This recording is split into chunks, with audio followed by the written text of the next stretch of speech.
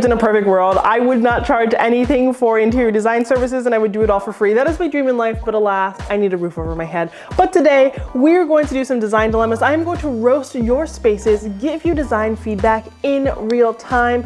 You guys sent me these emails last week. I posted on my community page and I'm going to tackle your spaces. If you enjoyed today's video, if you find it funny, if you find it educational, please don't forget to hit that subscribe button, but let's get into it. Today, we're starting with the space of Daniel S. Daniel S. wrote into me and basically said, Kiva, I love my furniture, I love my style, I just don't know how to position my furniture. So this is what the space looks like right now. You have two chairs under this painting, and then you have the sofa parallel to it. This is a very, very common design arrangement. But if you look at these photos more, you can see that they have this insane view. This is a view that you would pay lots of money for on vacation to see, and they want to appreciate it. And they say, hey, I want to use these cozy chairs to look at the view, not the sofa, but the layout is just not giving what I need it to give. So my first thought here is, why do we have to have this parallel arrangement? So I know this is an arrangement that we see all the time, one that I talk about all the time, but this is not what we need to do. Now, the first question I would ask Daniel, if Daniel was my client, was, are these pink chairs swivel chairs? Because that's information that I need to know. Because the design layout that comes to mind for me is to put the sofa under that glorious blue painting and then actually put those two chairs on the side. Put one chair kind of in front of that fireplace and one chair in front of that nook that's kind of underneath the staircase, and call it a day. This way, all of the furniture is kind of facing out so that you can walk into the living space and there isn't like a division between the living space and the kitchen. And if those chairs are not swivel chairs, I want you to add a swivel attachment. You can get one on Amazon for, I want to say, under 50 bucks. I'm just spitballing there. I have no idea how much they cost, but I will find affordable ones and link them down below. All of the recommendations that I provide today will be linked down below, but I will put them there so you can swivel these chairs so that you can use these chairs to look at the view, but you can also use and appreciate that sofa. Something else I might do to this space also is I see a lot of pink and blue. I see that in the artwork and I see that in the chairs.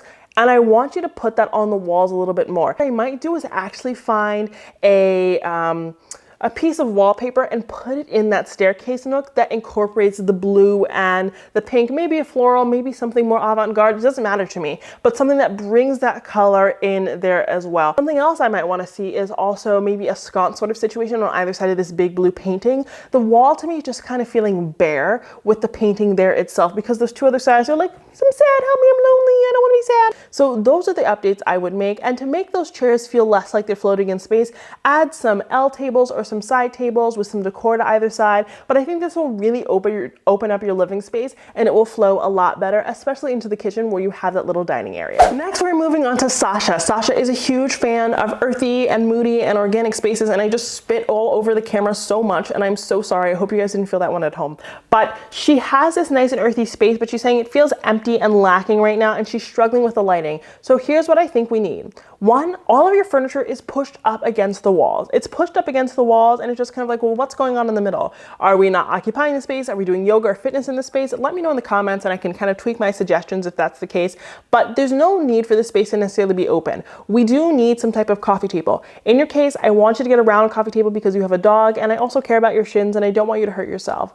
Don't feel like you need to get a huge coffee table. There's this huge trend right now with these coffee tables that are like 8 feet wide by like 10 feet wide, and you're just like, what are you doing with this? A way that you can really add some more lighting to your space is you can actually light this Besta that you have on the wall. You can add some LED lights underneath. You can add a simple light strip that will help illuminate the space and provide you with mood lighting. Something you do to your TV, if you like them really organic vibes, is you can also put a picture light above the TV. I see that you have that cover for the TV cords anyway, so you can just hide the switch for the picture light there too. Just throw it in the cover as well and put it on a smart plug. Then you can use some washi tape to frame out the mirror so that it looks like a frame TV without having to buy a frame TV, and just put a screensaver on there. There are tons of free screensavers online, and I think that that is always a great option. So that will make that side look a little bit more lively, a little bit brighter in a way that is functional and kind of makes sense.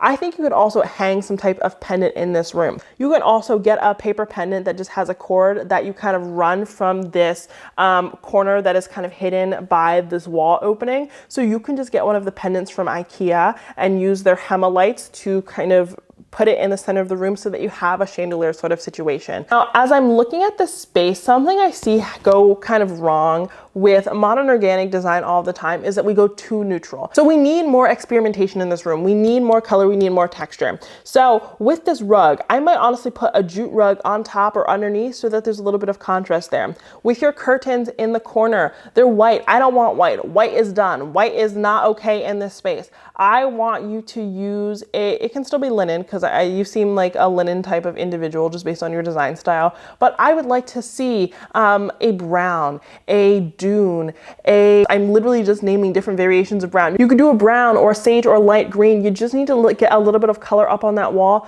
with those curtains. And I know you're probably saying in the comments, well, if we're introducing that color, where are we going to get color elsewhere? I want you to do a little bit of painting. You said to me, I'm having a hard time separating my spaces. One of the best ways to separate two open concepts like this is to either use lighting, use plants, use furniture placement, or use paint or peel and stick wallpaper. But just to create some visual interest and to draw the eye a little bit more so you're like, this is the office space and this is the living space. I also would like to see some pillow covers that experiment with those colors I just talked to you about. And I'm sorry I'm flashing you all with my shirt today, but at least I'm giving you sound interior design advice. I want you to lower that painting above the sofa. And again, I would like to see some more lighting, whether that's a sconce or something like that. Those are my preliminary recommendations. Next, we're moving on to Diana's space. She has a beautiful, magnificent space. And I love when I get to come into beautiful homes like yours. So thank you, Diana. Diana wants to know what type of window covering she should get because the curtains would butt up against the wall due to the shelves that she has. So I'm going to give you two recommendations. One, you can still do curtains. What you would do is you would actually put your curtains up like this, where you only have the curtain panels hanging out in this big empty black space, and then you would just pull them over as you saw fit. But you don't necessarily have to have your curtains sitting evenly on either side of a window. If you do not want to do curtains, Diana, that's okay. I'm with you. I would love to see a Roman shade. I'll put up some examples here of kind of what I have in mind, but I would love something with like a black border and maybe a flax coloring so that we get a little bit more of that earthiness that you're introducing in your coffee table and those shelves, but also up on the wall. I love a good Roman shade. People seem to think that Roman shades are only for traditional houses, and I'm just kind of like, well, how do you stop the sun from coming into your home?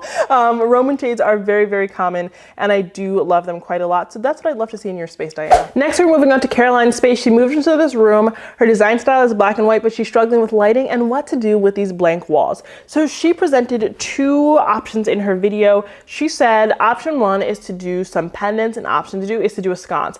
I love the idea of a pendant because I think a pendant really draws your eye up and down. It creates so much more visual interest and it's not just flat on the wall. It extends out and I love that.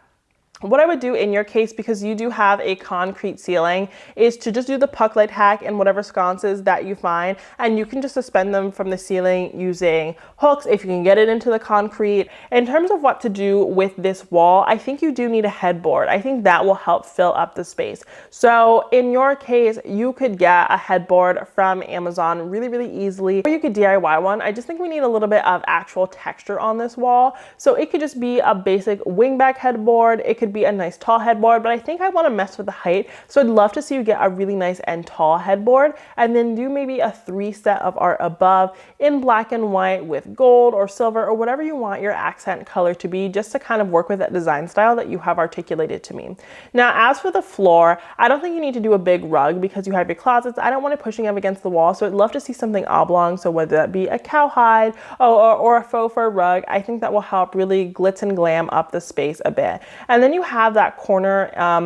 I think this is actually a really good opportunity for like one of those IKEA shoe cupboards. So you could use it for shoes, but you can also use it for lots of other storage items because it kind of opens down, and then above it you can have art or a mirror or something like that. I do see that you have a mirror in your corner, so a mirror isn't necessarily essential, but I would use it for those shoe containers because one, it'll bring some visual clutter out of your entryway because a lot of us have visual clutter there, or it could just give you a new way to store things in your space that is really nice and narrow, and then you could always put wheels on it so that you can wheel it in and out of the room as you see fit. Okay guys, that is it for today's video. That was today's episode of Design Dilemmas. I gave feedback on your homes. I know I said I was going to roast them, but that's just not my personality. I hope I gave you constructive feedback. I'm all about designing real practical homes for everyday people. Making a space look pretty doesn't have to involve knocking down a wall and spending $1 million. That to me is just absolutely ridiculous. If you enjoyed today's episode, please don't forget to subscribe and let me know down in the comments if you want to see another one. But I did really, really enjoy this and I hope you did too. And until next time, have a beautiful day.